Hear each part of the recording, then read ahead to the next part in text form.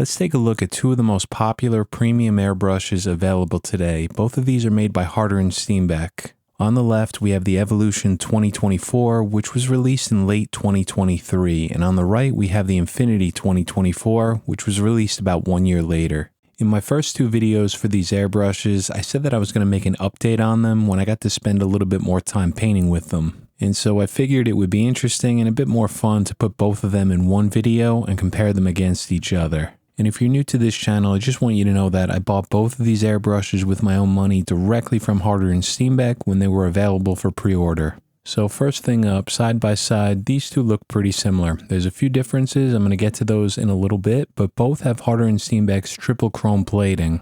And this is a nice thing to see as the standard now, because in the past it wasn't like this. Both the original Evolution and the Infinity before these 2024 models were both nickel plated. These are the original models that I bought years ago, and eventually Harder and Steenbeck gave the option for chrome by introducing the CR Plus models. So this is my original Infinity from 2009 or so with the nickel plating, and here is my CR Plus version that I bought in 2015 with the updated chrome finish. And finally, here's the latest version, the 2024 Infinity CR Plus. This chrome plating is now the only option available for these 2024 models. And the chrome coating here is flawless. It's very tough as well. About 19 months of painting with the Evolution and 9 months with the Infinity. I don't notice any major scratches on this finish. I've spent a ton of time painting with both of these, and as long as I clean up any dried paint off the finish, these airbrushes look brand new. If we look at these two 2024 models side by side, you'll see that the length is very similar. From the tip of the nozzle to the end of the rear handle, both come in at slightly larger than 150 millimeters.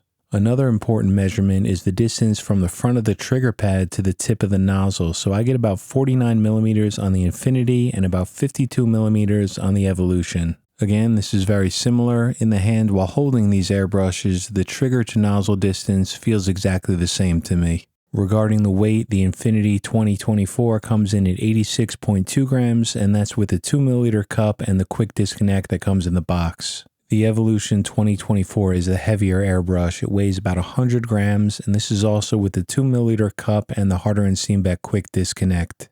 Within this video, I'm only looking at the solo versions of these airbrushes, which is my favorite setup for both of them. That means the Evolution comes equipped with a 0.28 millimeter nozzle, and the Infinity comes with a 0.25. Even though the nozzle designs are very different between these two airbrushes, which I'm going to show you next, both the Evolution and the Infinity use the same needle, which is a 0.2 millimeter. You can tell that it's the 0.2 with the two notches that are cut into the back of it. Here's the two nozzles removed from the airbrush side by side underneath the macro lens. The Infinity, which is the 0.25, is on the top, and the Evolution 0.28 is at the bottom. Now, in my opinion, the coolest thing about the Infinity nozzle is that it's the first airbrush nozzle manufactured out of titanium, and the air channels on this titanium nozzle are machined into it. The Evolution nozzle is similar to the original design. It's made of brass without the air channels on the nozzle itself. Instead, the air channels are inside the air cap on the Evolution, and you'll see that the Infinity's air cap is smooth inside. It was an interesting change that I didn't expect to see from this brand, so there's some pretty big differences between the head systems of these two. Again, I'm only covering the solo versions in this video, which is the smallest setup for each airbrush. But if you do purchase the 2-in-1 versions like I did for either one, you're going to get a larger needle, nozzle, and air cap setup. And that's a 0.45 for the Evolution and a 0.44 titanium nozzle for the Infinity.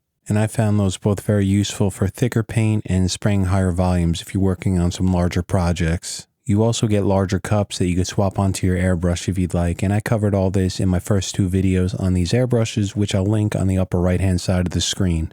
Both models have removable paint cups that are interchangeable. I have the 2 milliliter cup on both of these. An interesting thing that I noticed looking at them side by side is that the Infinity 2 milliliter cup actually has a nicer finish on the inside. The Infinity is on the right, and you can see that it's much more polished than the cup on the Evolution on the left. And the larger cups that come with the 2-in-1 models have the same finish as the Evolution 2 milliliter cup. They're not as highly polished. The Evolution 2-in-1 comes with a 5 milliliter cup, and the Infinity 2-in-1 comes with a slightly smaller 4 milliliter cup. Again, these are interchangeable, so if you buy them separately, they'll fit on either airbrush. Another pretty big difference between the Evolution and the Infinity are the trigger pads, and you'll notice this right away if you start to paint with either one of these airbrushes. So let's start with the Evolution first. It has a relatively large trigger pad that's concaved in the center and it slopes down.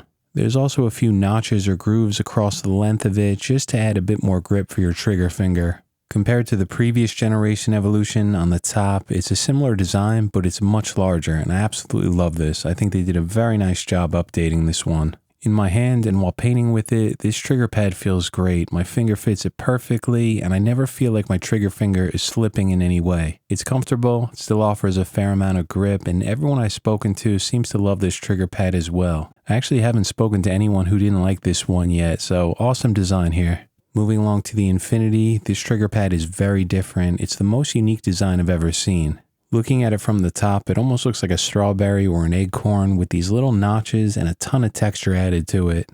It's very slightly concaved within the center, and then in the front it slopes down with 2 notches. If you've painted with any other airbrush, this trigger pad feels a bit odd at first. I can get used to it after about 10 minutes of painting, but every time I switch back to it, it just feels strange in the beginning.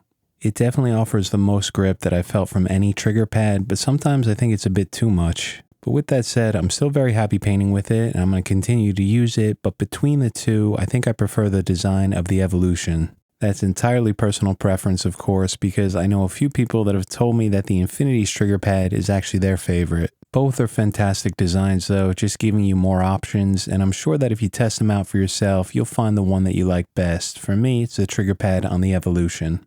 At the back, both airbrushes have needle limiters so that you can preset your trigger throw distance if you'd like. The simpler version is on the Evolution, so if I screw this limiter down, I'm only going to be able to retract the trigger to that set limit.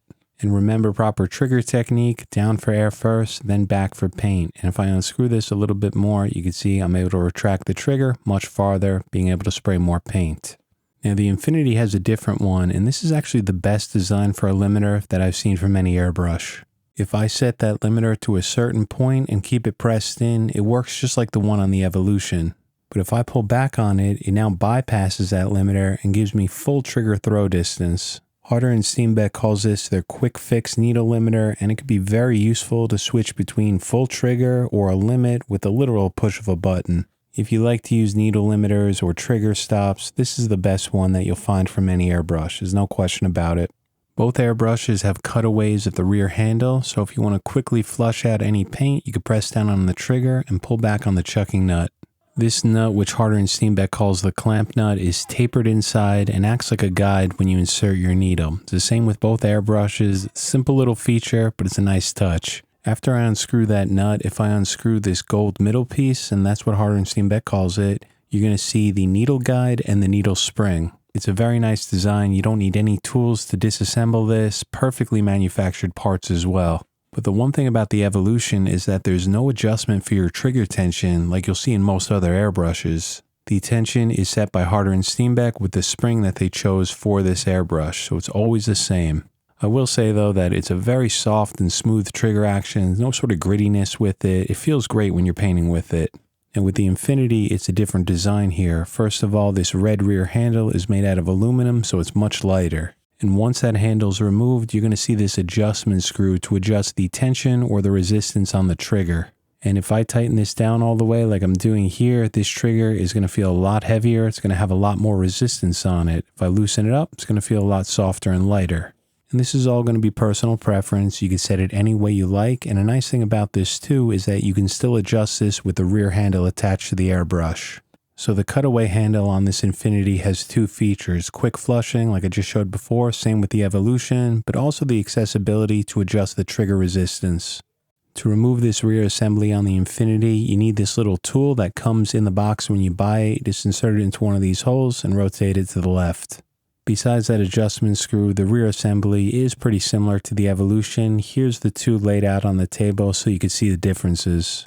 Again, if you want to see the full breakdown of these 2 airbrushes individually, I have those videos linked above. And just as a side note, the build quality on these individual parts is very impressive on both airbrushes. It is Harder and Steenbeck, so this is what I expect to see.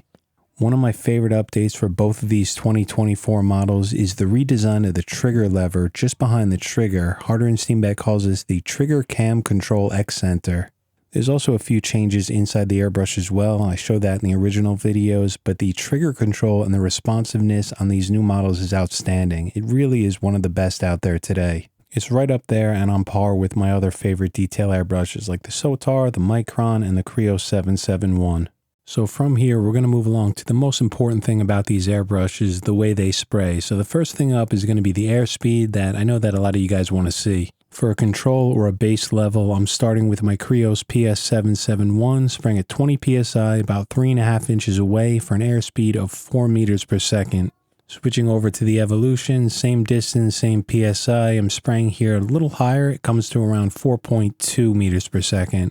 And then finally the Infinity comes in a little bit higher, around 4.4 or 4.3. Very similar airspeeds between these three airbrushes. For fine lines, I painted 4 of the thinnest lines that I was able to achieve with both airbrushes. The top 2 are from one airbrush and the bottom 2 are from the other.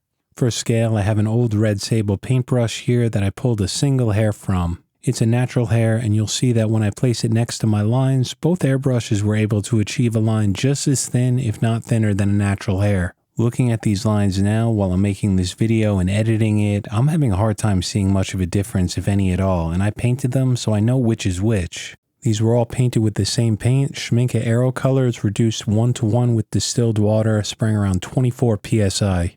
The top 2 lines were painted with the Infinity 2024, and the bottom 2 lines were painted with the Evolution 2024. Fine lines are all about proximity, meaning a close distance between the tip of the airbrush needle and the paper. And good trigger control is also very important, as well as a high quality airbrush paint. But you'll see that as I'm painting these, my airbrush needle is almost touching the surface of the paper, and I'm using my left hand to help steady my airbrush. For painting fine lines, these 2 airbrushes are equal in spraying the thinnest line possible, but to be fair, I could pull the same line with a Sotar 2020, a Creo 771, a Micron, and a lot of others. It's really about being very close to the surface, as well as the trigger control and a high quality paint. Those help make it a little bit easier to do.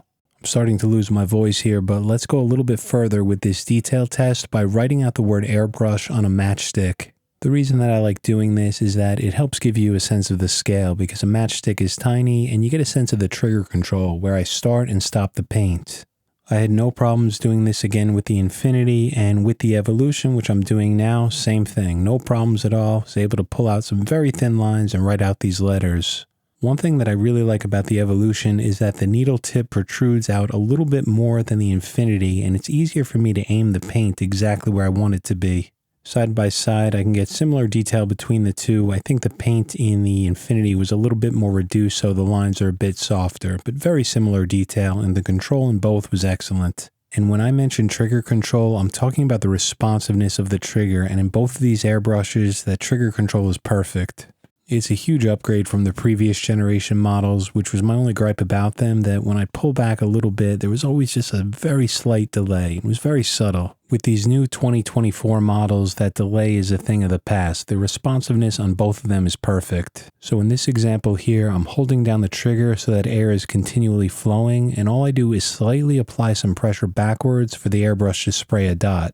I then rock the trigger forward again to stop the paint, but I'm always pressing down so air is continually flowing. That's very important.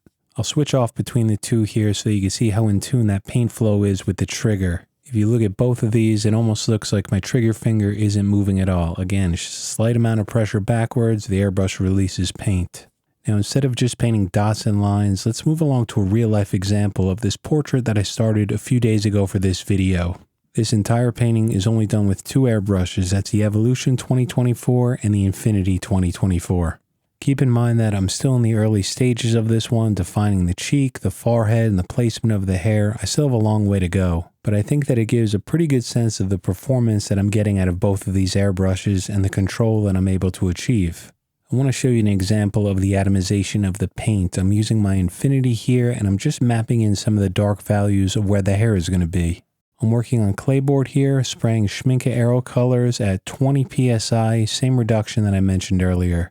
The atomization is very fine. I'm not seeing any sort of coarseness along any part of this spray pattern, and when I switch to the Evolution, I get the same results. So the atomization of the paint is equally good between these 2 airbrushes. One advantage that I found with the Infinity is that it could still atomize paint well at very low air pressures. I have the paint over reduced here, it's nice and thin, and I'm spraying around 7 to 8 psi. I'm adding some textures to the hair here, and what I'm doing is jiggling or shaking the airbrush to add randomness to these very thin lines that I'm painting. And at such a low psi, the Infinity has no problem atomizing this reduced paint. And although the Infinity is capable of this, I'm very rarely spraying at a pressure this low, so here's an example of me glazing some black paint over a few areas, spraying at what I normally spray at, around 20-25 psi.